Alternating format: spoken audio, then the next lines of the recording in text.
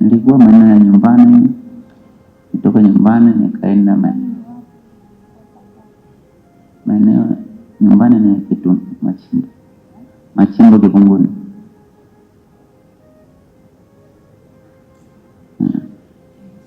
Nilikuwa Machimbo Kipunguni tarehe 30. Ndio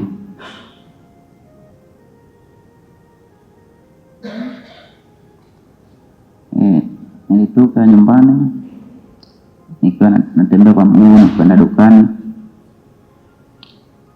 Kabla sijafika dukani ilikuwa saa 5 asubuhi. Tarehe 30.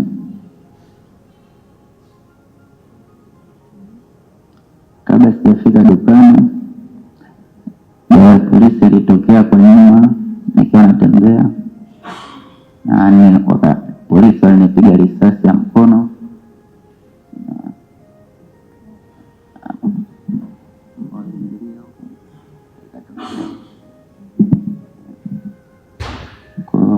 Gari ya polisi haikusimama, iliendelea na safari yake.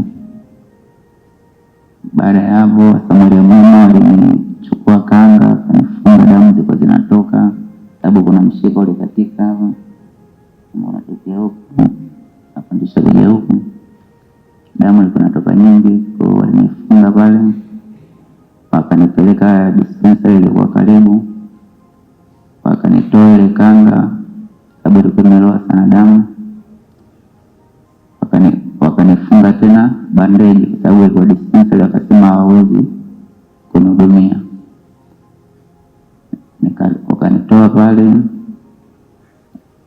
walinibeba wasamaria mwema kutoka pikipiki, wakanipeleka hospitali kubwa ya kanisa ambayo ni St. Benedict Kitunda.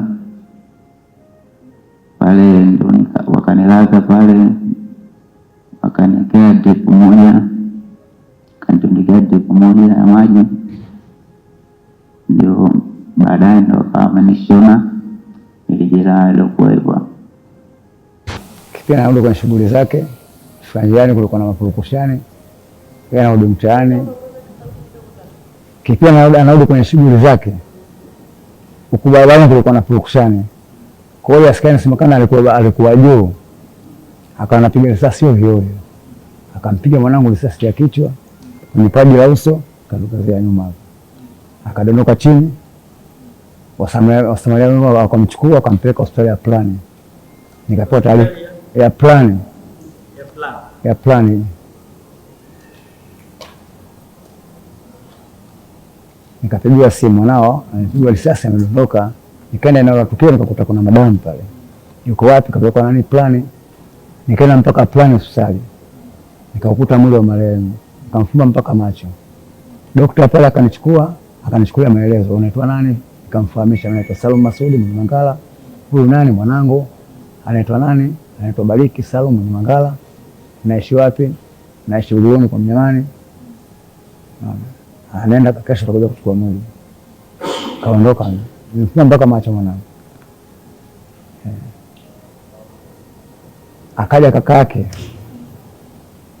alikuja pale kumkuta ile, akaona taratibu kuchukua plasta ile, akaandika jina lake, akaandika jina lako yeye, na akaandika na namba ya simu, akamfunga mkononi hapo ili kusiwe na shida ya kumtafuta.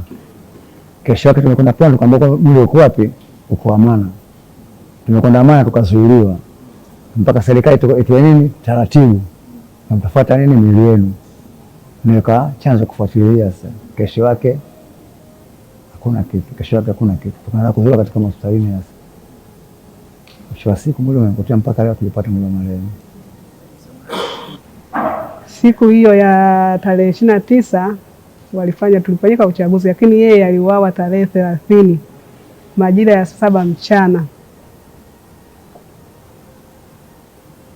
Taarifa ambazo mimi nilizipata kwa wale walikuwa wanaona, lakini hawakutolea ushahidi wa moja kwa moja kwamba wana maana walienda walisema kwamba alipigwa risasi. Katika kupigwa risasi kule alikaa pale, watu wote walikuwa wanaogopa kwenda kumgusa.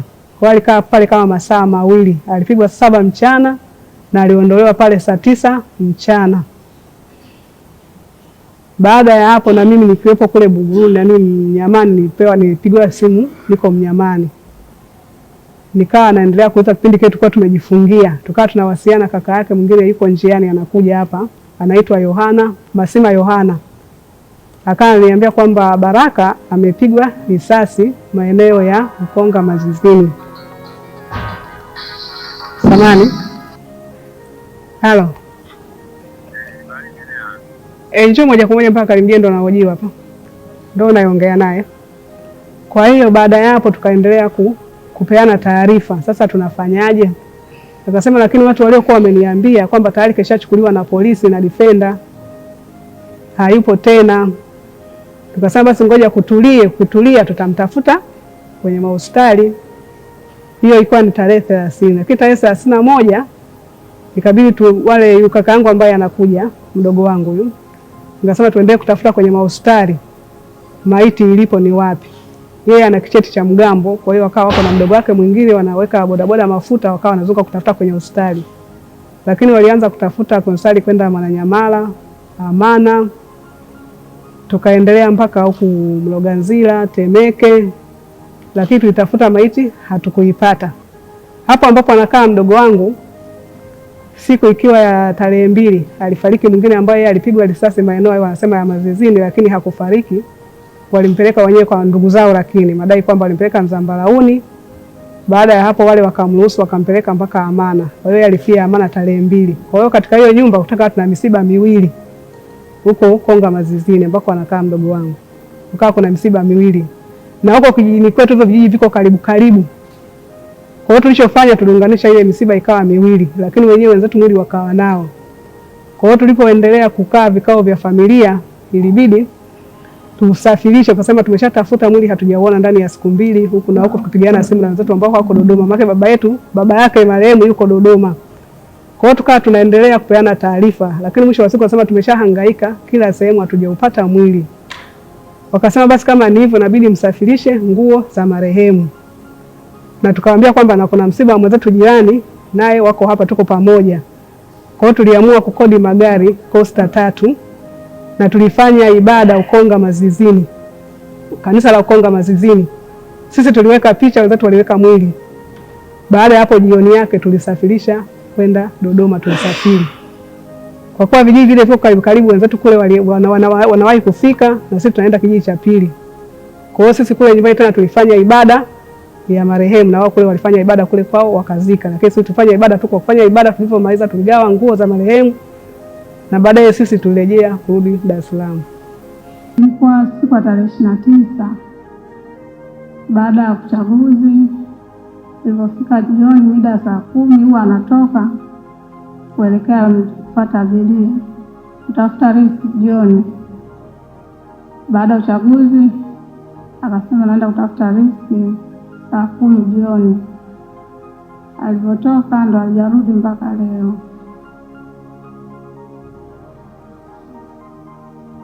Tumemtafuta kadri tulivyoweza, kutokana hatuko familia kubwa kutulipo na hali zetu, kwa hiyo tumeshindwa kufika mbali. Kwa tarehe 30 walitoka asubuhi kule saa 2, kaisema ina kupumua ondoke. Kwa siku hizi zilikuwa hatuwezi kutoka nje, kwa kama baba akatoka. Alipotoka sasa kule maeneo Moshibaa palichafuka, baba akamata nje. Sasa mama akabidi piga simu, akaona mume wake amerudi, akapiga mara 3 kupokelea. Alipopiga mara 4 kuna mtu akapokea, akamwambia huyu mtu mfateni na mama amepiga risasi kifua, akakata simu. Mama akarudi na kupiga, akamwambia hivyo hiyo tarehe 30 hatuwezi kutoka kwa kuna vurugu. Tukakaa ile Ijumaa atunashindwa kutoka kwa kuna kuchafuka sana. Kwa hiyo Jumamosi yake akamtuma ndugu yake akaenda Amana hivyo kwa shida.